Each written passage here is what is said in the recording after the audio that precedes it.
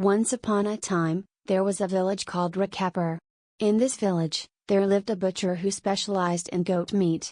The villagers loved his meat because he sourced his goats from a household that took great care of them. Every day, he would buy one goat from that house, slaughter it, and sell the meat. His business was thriving. In the same village, there was a man named Mitha who lived with his wife and mother-in-law. Mitha also kept goats with the intention of selling them in the market. However, his mother-in-law was very annoyed by this. "Hey, Mitha! Have you turned my house into a goat shed?" she complained. "Look at how these goats are ruining everything. You've turned my whole house into a mess." "Sasuma, mother-in-law, goats are valuable creatures," Mitha replied. "If they don't bleat, will they lay golden eggs instead? This is my house. I'm barely tolerating you, and now you've brought these goats too.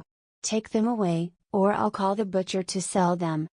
"You can't sell my goats like that. I've raised them with love, feeding them milk and butter. I won't let anyone touch them." "Don't worry, mother. Just give me a few days. I'll sell the goats in the market and make good money. I'll even share some of the profit with you." Hearing this, his mother-in-law calmed down. Several days passed, and one day, Mitha was sitting in his room when he heard his mother-in-law shouting outside. "Hey, Mitha! Come here quickly and see what your goats are doing. Have you lost your mind? My goats are well behaved. They would never embarrass me." "Well, come and see for yourself." They went to check on the goats and found that one of them had made a mess. His mother-in-law was furious. "Look at this disaster. Your goats have ruined everything.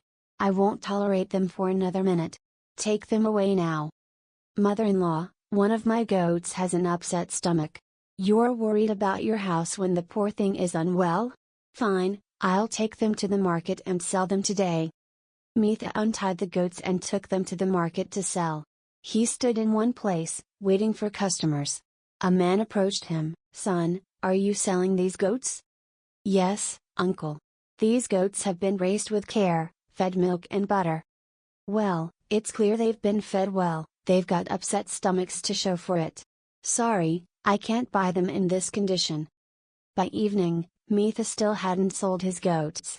He thought to himself, "If I go back home with these goats, I'll have to face my mother-in-law's wrath. I'll sell them at a lower price if I must."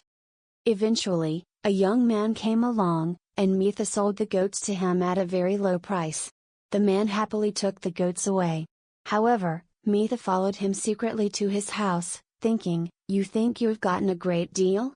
Tonight, I'll steal my goats back." That night, Mitha went to the man's house, untied the goats, and brought them back home. The next morning, the young man realized his goats were missing and angrily went to the butcher, accusing him of theft. The butcher replied, "Why would I steal your goats?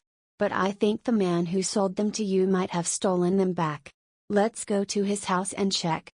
They followed a trail of goat droppings that led them to Mitha's house. The young man was furious, but the butcher said, "We need a better plan. Let's teach him a lesson tomorrow."